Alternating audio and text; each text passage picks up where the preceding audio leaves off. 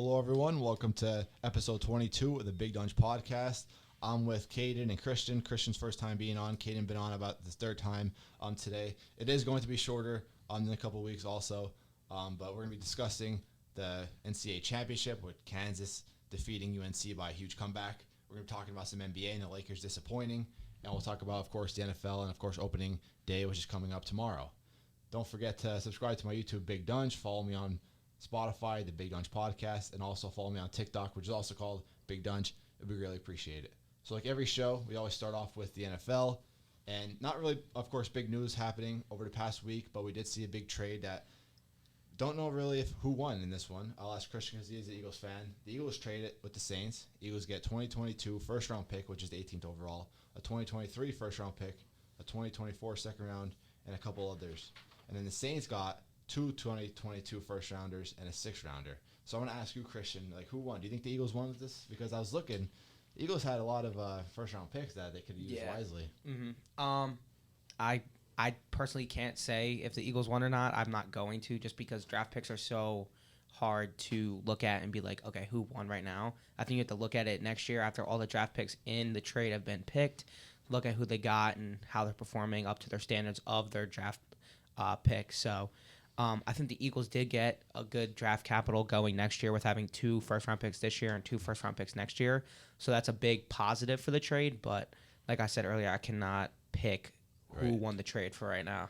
We discussed a couple weeks ago on our own school's radio about drafting. I remember Alex Hare wanted a wide receiver, but I don't remember what you wanted. Now you have 2 first-round picks. What would you like to see the Eagles do with that? Linebacker and lineman. And what do you prefer first, linebacker? Linebacker, because there's only there's a handful of linebackers like Nakobe Dean and Devin Lloyd who I really want the Eagles to look at and pick, just because linebacker is such a crucial part of a defense, being the captain kind of. And then the second pick, obviously at 18, I like to see him go with a lineman. I don't think Ahmad Gardner's going to be there, obviously. He's number 1 corner prospect. I would like him on the team pairing with Darius Slay, but there's a lot of O-line prospects that I think would be a good fit. I think one surprising pick that they might make is Jordan Davis, that D-tackle out of Georgia, that really big guy. Yeah. That's a surprising pick that I've seen the Eagles link to. So I have no expectations, because every time Howie Roseman makes a trade, he always ends up messing up in the end and drafting the wrong person. So I'm just going to wait and see when draft comes and see how we pick. Yeah, and Eagles get that 18 overall pick. They can do a lot with that, of course. But quarterbacks, do you think they'll draft any quarterbacks at all throughout the whole draft? Obviously not first round. So they are really high on Matt Corral out of Ole Miss. I know they have a top 30 prospect visit with him coming up, or I think it was today or something. But they're looking at it. I don't think they're going to go for it, because they are committed to Jalen Hurts for 2022. I don't think they spend a first-round pick on a quarterback unless you're going to start him right out the gate. So I see defense and setting up that line for future years once Kelsey retires and stuff like that. Eagles are in the same situation as the Steelers, which I'll get into with the quarterback and drafting. Feel free to jump in, though, Caden, if you have anything to say. Yeah, I mean, I've seen a lot about this is Jalen Hurts' year to prove himself. Yeah. Like, he's got to prove it this year, and the Eagles traded for those picks. So next year, if it doesn't work out, that's the time to go for a quarterback. They basically just bolstered next year's draft, so just in case Hurts were to not pan out like they want him to, then there you go. Well, yeah, that's why the Eagles are in the same I feel like they're in the same situation as me as a Steeler fan, because I'm getting scared for the draft. A lot of hype, especially the Steeler fans, not really from the front office, just a lot of fans are wanting Malik Willis and a quarterback. And I've been preaching all along, this quarterback class is not generational. I don't see. I don't see any quarterback from that draft class that I could say he's a generational talent. He'll be a future MVP. So for us to waste a first-round pick on a quarterback, it would be a wasted draft. And I'm really getting nervous for the draft. I think that we're going to screw it up by picking Willis or Pickett.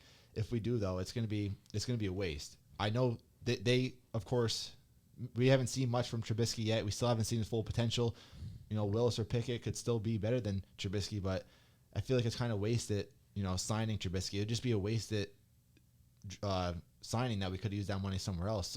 So to pick first round a quarterback when we don't even need a quarterback, our biggest problem on the Steelers is offensive line. But yet there's so much hype around drafting Willis or Pickett.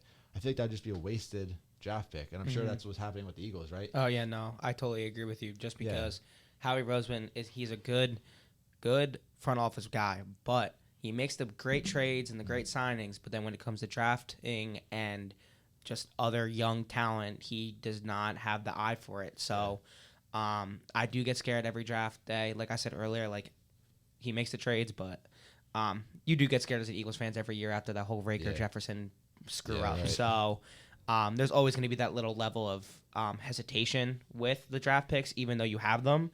There's always going to be a type of way Eagles fans think about it when it comes. Yeah, Steelers have a good history of drafting, especially in the second round. We always get good second rounders, especially with wide receivers.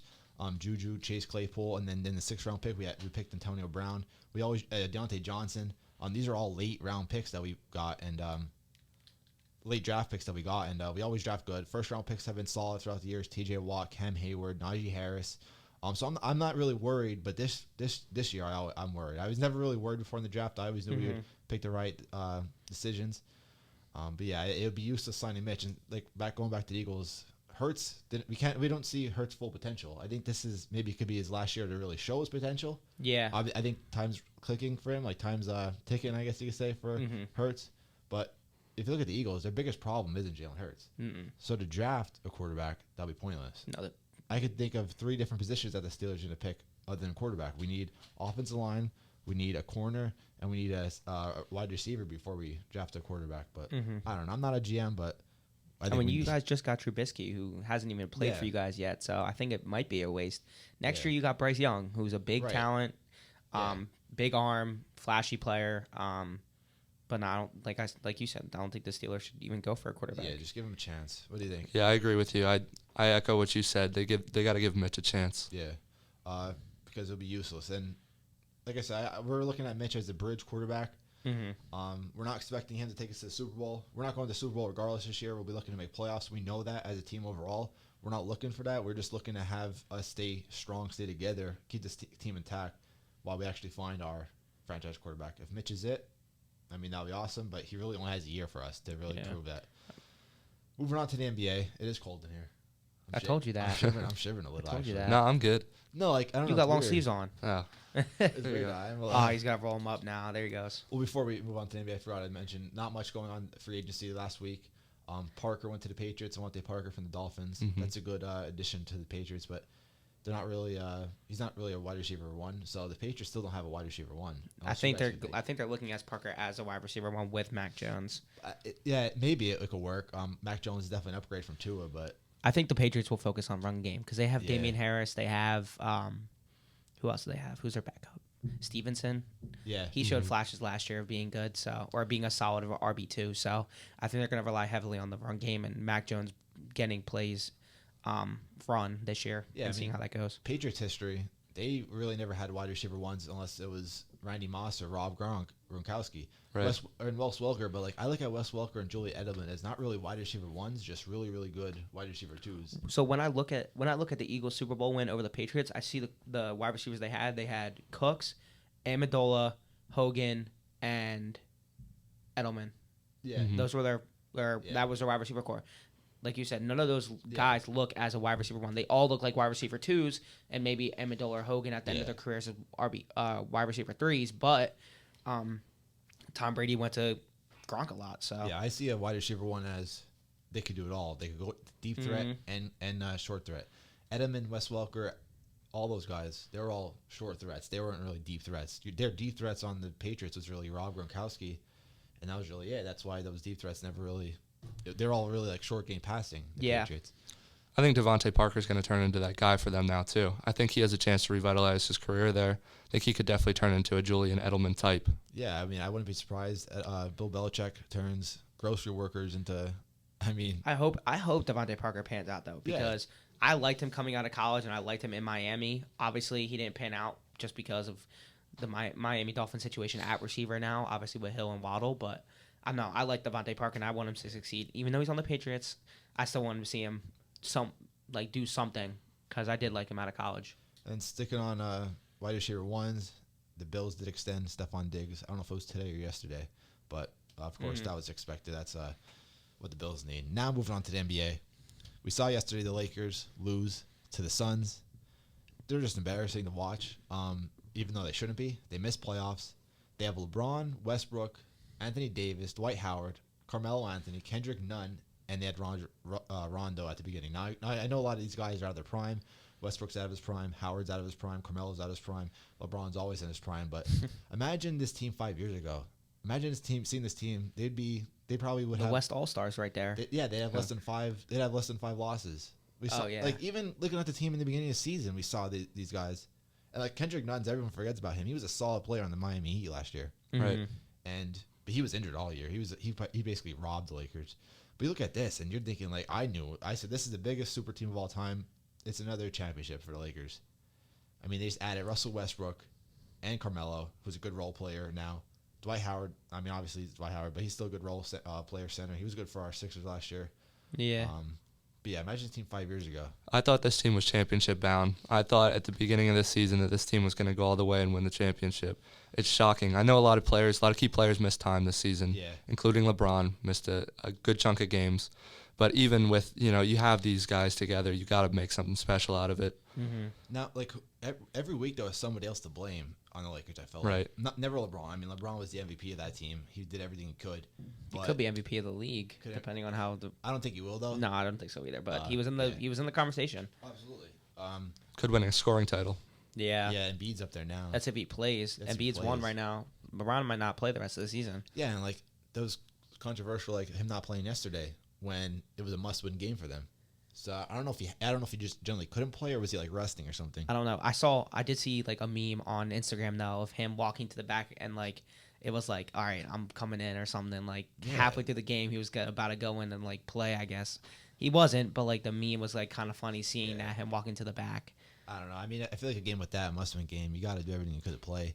And looking at LeBron's history, he rarely gets injured. A lot of his time sitting out is because of just rest management. That's why he gets flamed.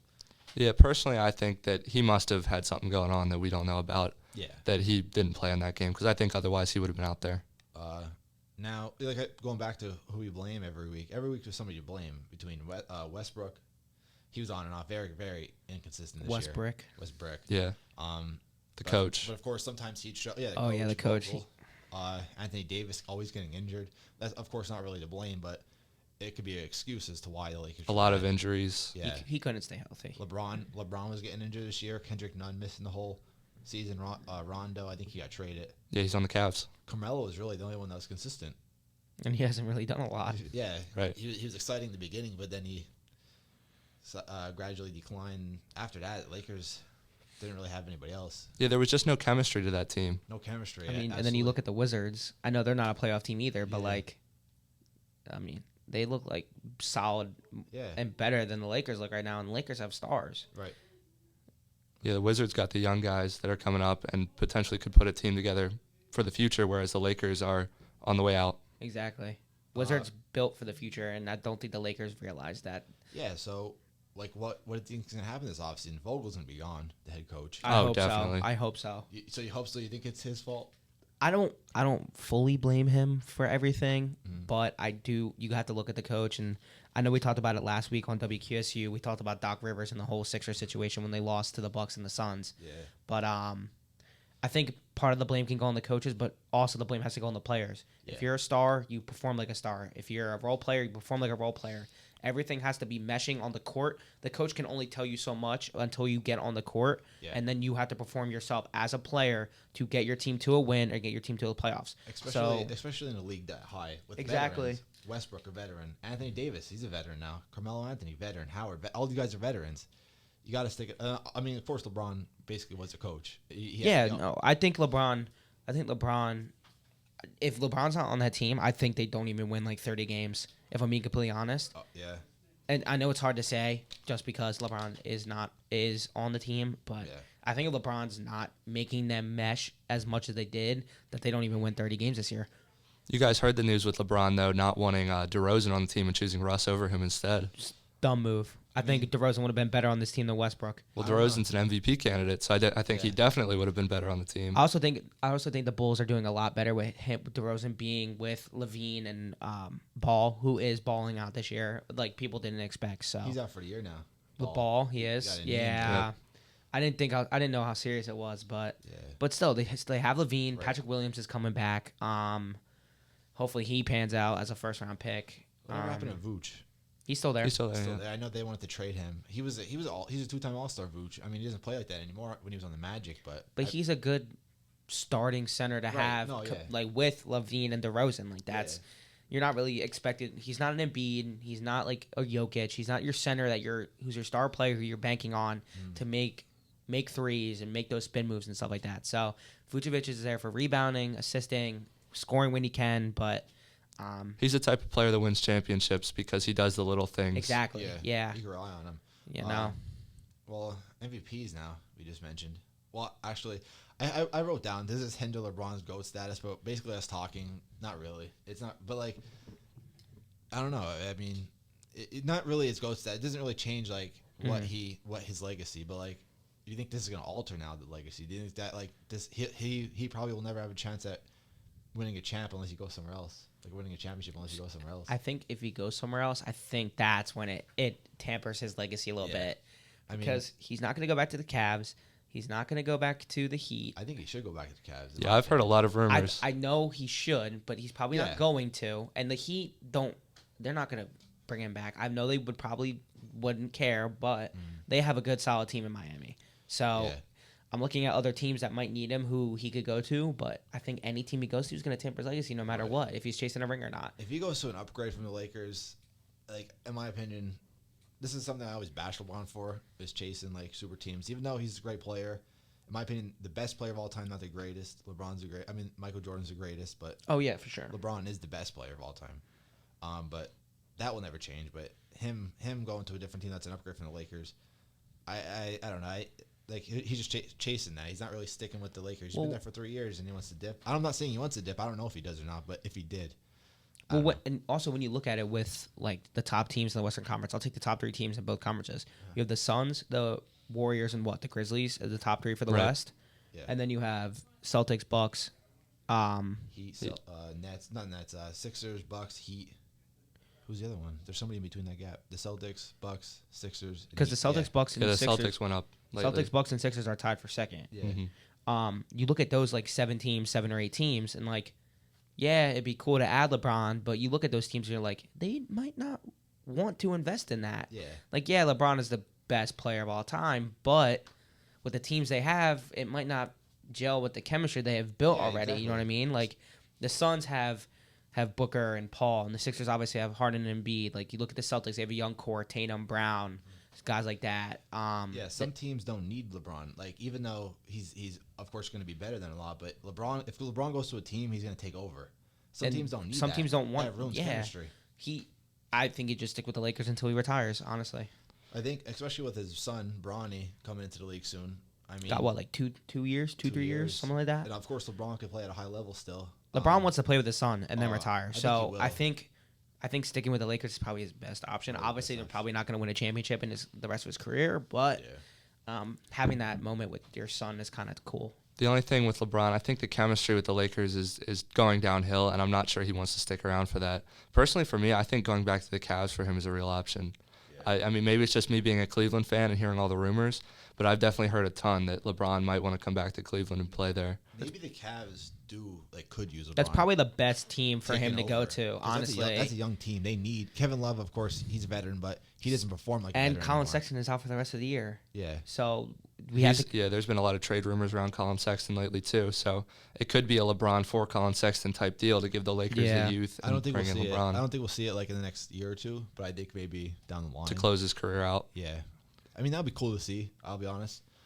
Even if the Cavs suck, but if the Cavs are like a super team and they're one player away from a championship, and LeBron goes, well then I don't know. I kind of hate that. I think he has to understand that Darius Garland is going to be the star of this team for years to come. Oh, for sure. And I think as long as LeBron can be second on the team, let Darius do the work, and he can just shoot open shots. Do his game, dunk the ball. That's a problem though. Like do your Dwayne Wade part. Exactly. You got to look at it like do your Dwayne Wade part and your Chris Bosh part. Right. Yeah. I don't know if guys like LeBron could accept that though. I know he's smart enough to maybe do that, but we never saw LeBron be this number 2. He was always the number 1 his whole career. Even his rookie year, he was number 1. 18 years old, he was number 1. I don't know if he could be able to accept that, but I agree. If he could accept that, I think that would be able to work out. Before we move on to the NBA, or off the NBA, just what do you think needs to happen for the Lakers? I know we just discussed finding a new head coach, but what do we do with players now? Do we trade Westbrook? I think they should still keep Davis, even though he's injury prone. Maybe like reconstruct his contract or something, but I think blow it up and build around AD is their move. blow it up. Yeah, take all those old guys, go for youth, go for draft picks. Yeah, That's my thing too. LeBron and AD worked together. They won a championship together. Yeah. Adding Westbrook, everybody knew that would be a problem at the beginning of the year. The only people who really supported that was like Lakers fans and Westbrook fans. I'm a Westbrook fan, but even I knew like that just wasn't going to work.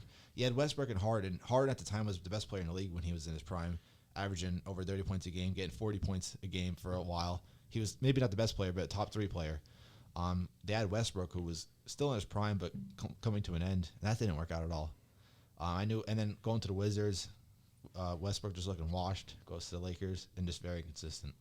Yeah, I think the theme we're seeing around the NBA is when you put too many scorers, too many ball hog type, need the ball to succeed players on the same team, it just doesn't work out. Thankfully, the Sixers, though, Harden and Embiid are working good. This is just showing that sometimes super teams don't always work out. Like, obviously, you got the Warriors with 6 wins, but they still had role players who played their part. They had the bench players who played their part, and they knew Curry's our star, Thomas and Durant are number 2s, and then Green, you got to do your thing too. Yeah. Playing that role. Yeah, and you got to know your role, play your role, and do it. Yeah. Not ball hogging, not trying to show off, not trying to be for yourself. Play the role you're a part of for a championship, and let's get this done. You know what I mean? Yeah, and I think the guys in Lakers don't understand that. Yeah, like real basketball fans will know if you're good or not, if you're all-star worthy or not. Exactly. If you deserve a contract or not. Like, that's, of course, the player's goal is make all-stars, boost their accolades for Hall of Fame and get high contracts. Real players, real GMs, real people will know if you're good or not. Averaging 30 points a game, that's not always going to mean you're good.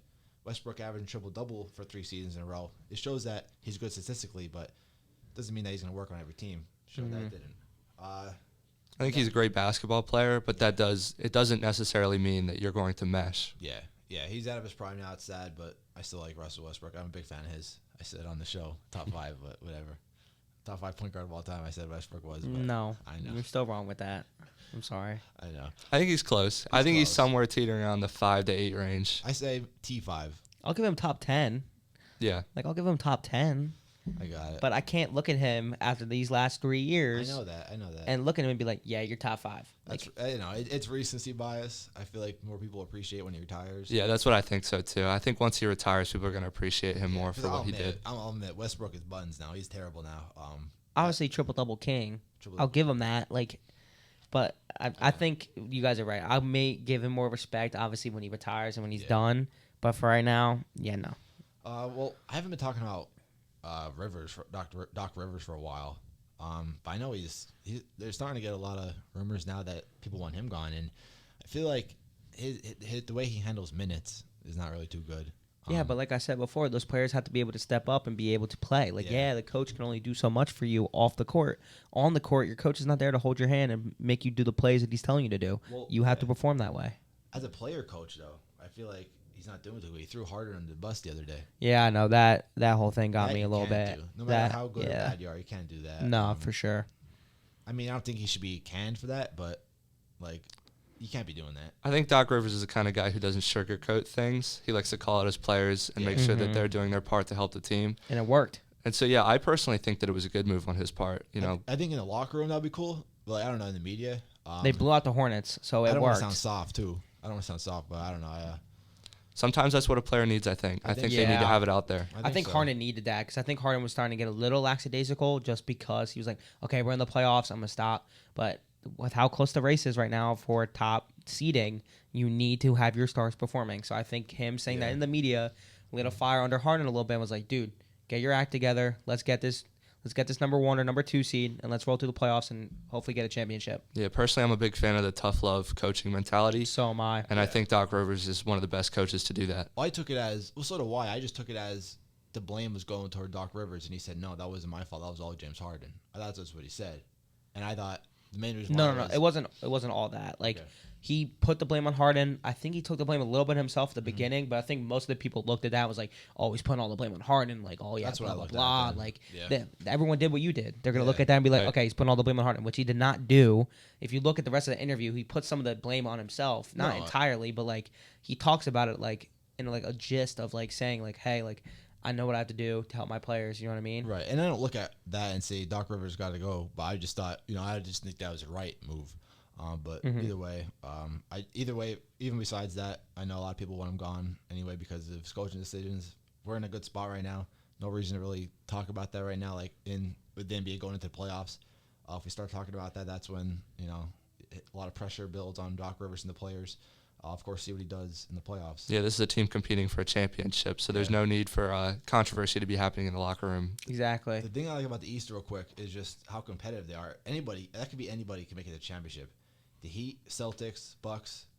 Everybody who's not in the plan right now can win that championship. Exactly. And, like, years before with the super teams, like, you knew, like, the 1 and 2 seed are going to be guaranteed in. Right. Like, if you were a 3 or 4 seed, you rarely had a chance.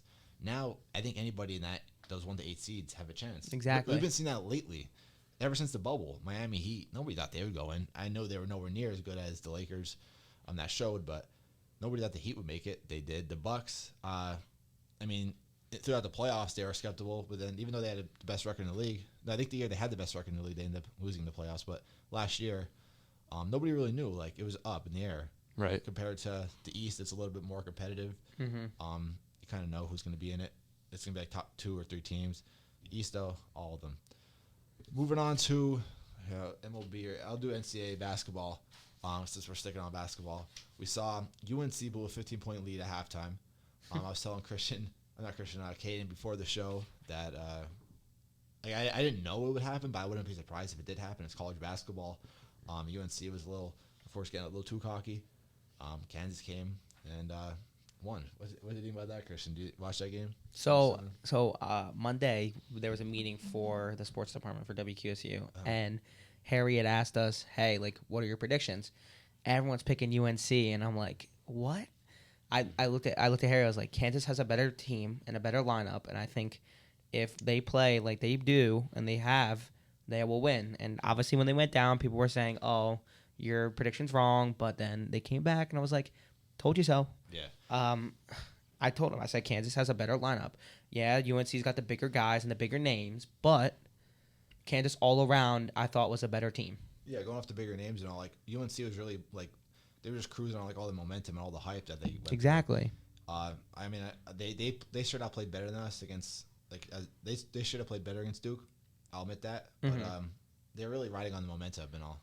Look at Kansas. They were quiet the whole tournament. Even though they're number 1 seed, they're blowing out teams. They blew out Villanova.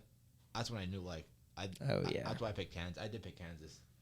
I picked Kansas too. I mean, it's... If you look at Kansas's run, though, they did have some easier teams. They had a much more simple path than a lot of the teams like Gonzaga or even, North Carolina. Well, UNC is going to have a harder path because they're an 8 seed. Right. So, that, like, compared to Villanova, they're 1 seed. They're going to be, of course, starting off with the 16 seed. And then whoever they play next. Yeah. Like I said before on the show, Kansas is the number 1 seed for a reason. Mm-hmm. Like, they put in the work, and they got the number 1 seed for a reason, and they benefited from it, and they took that train all the way to a championship. Right. Yeah. And I feel like this tournament is very exciting. Mm-hmm. I'm sure you guys can admit, seeing St. Peter's go not all the way, but go to the Elite Eight. Elite Eight. They were fun to watch. They were like, I knew their time was running out. The team that small, being able to be, like, I guess, endurance throughout that whole tournament. I knew their time was running out. I knew that Elite Eight was going to be probably the last game, and they got killed, of course. But yeah, they were fun to watch. They were a defensive team, like a hard, like, hustle team. They were small ball too. They didn't really have a center, so they were fun to see. I loved every minute of watching them play. Yeah. I got Dougie as my lock screen on my phone right now, eating all the chicken wings. Oh, you do? Well, he's hitting the transfer portal. A lot of those guys are. Yeah, they are. Their coach dipped the next day. Yeah, Seton Hall. But everybody knew he was going. He told the team that he was going before the tournament anyway. But yeah, we'll probably never hear St. Peter's ever again now. All those guys hit the transfer portal. They all deserve it. They all deserve to go to bigger schools. Yeah. I agree. We saw it's not going to be like a Loyola Chicago type deal. They're good because they're in bigger cities too. Like St. Peter's, a small, cheap school in Jersey. Yeah. Yeah. Caden, I know you were saying you're a big Purdue guy. Not Purdue guy, but you were a big Purdue guy. But you were. I had Purdue in this tournament. I was not mad to see St. Peter's beat them, though. Yeah. If any team had to beat them, it was going to be St. Peter's, and I loved to watch every minute of that game. That was a great game. Yeah, and Christian, who are you going for? I went Pac-12 with Arizona, and that didn't turn out very well. I said it on the show with you and Karen and Cam, and I was like, okay, I'm gonna stick with it. Arizona's got a good lineup. They have a good path. I'm gonna see how it goes. When they lost to Houston, I was like, damn, that sucks. But it was expected. I did not expect Arizona to win. My second bracket, I actually had UNC winning. So I generally did have Duke, and years past when Duke makes the tournament, I usually never pick Duke. I root for Duke always, but I never really had them winning the championship. I did have Duke winning the championship. I thought like this was gonna be a great run. And of course we make it to the Final Four. The farewell tour. Yeah, exactly. I thought it would be a perfect way for Coach K to go out. I really thought, and we were a good team. It's not like we were bad. We were a good team. We were leading. We were beating good teams in the tournament. UNC close game until the end. Caleb Love just absolutely destroyed us. And then basically the opposite happened in the championship game. We basically choked at the end. But Caleb Love was amazing. The big tall dude with the beard. What's his name? Manic. Brady Manic. Brady Manic. He was going off. The other big guy. Baycott. Yeah, Baycock. Yeah, they just straight out played better than us. No way around it. Coach K, though, sad way to go out. I still think he's the greatest coach of all time. I know we argued a little bit on. I never asked you who you thought was. I think it's him. I'll give it to him. Oh, you're a Coach K guy. Damn. I'm not a Duke fan, but I respect him. I think he's done a lot for college basketball for many years, so I think he deserves the GOAT status as a coach. Yeah, I mean, I don't know where Duke's gonna go now. I know they're hiring the assistant coach. I forget the name, but as a fan of that, now that I'm older, I really won't be like focusing on Duke so much now because like these guys are the same age as me. I usually don't like unless it's Notre Dame football. I probably won't be. I really don't focus on other college sports besides Notre Dame football. I focus on Duke basketball my whole life, but now that Coach K's gone, I really don't watch. I probably won't be focusing on Duke that much until the tournament. Compared to other years. But yeah. Duke surprised me this year, though. Yeah. I thought they were going to lose. I had them losing in the Sweet 16. So yeah, I had them losing a lot earlier too, just because of inexperience for a lot of young players. Yeah. But I think that their run is nothing to be ashamed of. Right, absolutely. Especially losing the ACC tournament, which I thought we would win. I thought we'd destroy in the ACC tournament, being the Blues in the championship to Virginia Tech. Right. Kansas, I mentioned before, Kansas destroyed Villanova. I don't know if any of you guys caught that game. I didn't catch that game. I did. I'm a Villanova guy, so I had to watch. And then what happened there? Kansas was straight up better.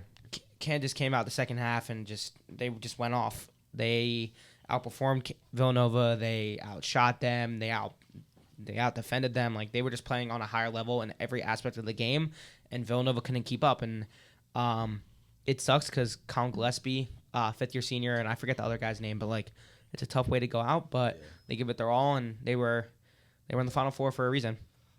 Before we wrap up, obviously thank you guys for coming on. I didn't write anything down for fighting news, but I always like to cover it at the end. Dylan White fighting Tyson Fury in the next couple weeks, at the end of April, and then a big fight coming up with George Kambosos versus Devin Haney for the Undisputed Championship, lightweight championship. That's going to be in Australia. Didn't McGregor just get a fight announced? He's trying to. Him and not Usman in UFC. Yeah, there's a lot of guys that he wants to be going after. And there was big names I saw today. I think he wants a belt. He wants a championship. I don't think he's going to get a championship fight. Nah, he has to. I wouldn't be surprised, Dana White, because you put McGregor in the championship, you're going to bring in a lot of revenue and a lot of. Him versus Usman would bring in a crap ton of. I know that would bring in so much revenue though, and so many like viewers. If it was Usman versus McGregor, those are two huge names in the UFC. Yeah, but I think in the future we could see, of course, McGregor go for a championship run. But his first fight back, especially after getting embarrassed by Poirier the last two fights and getting injured. Yeah, no, he's got to ease his way back in. But I don't know any fights though. But that wraps up 35 minutes around. A little longer than I expected, but that's fine. Still had a good show. Thank you guys for tuning in. You're listening to the Big Donch Podcast. Make sure to subscribe to my YouTube, Big Donch. Follow me on TikTok, Big Donch, and follow me on Spotify, the Big Donch Podcast. I'm out, guys. Peace.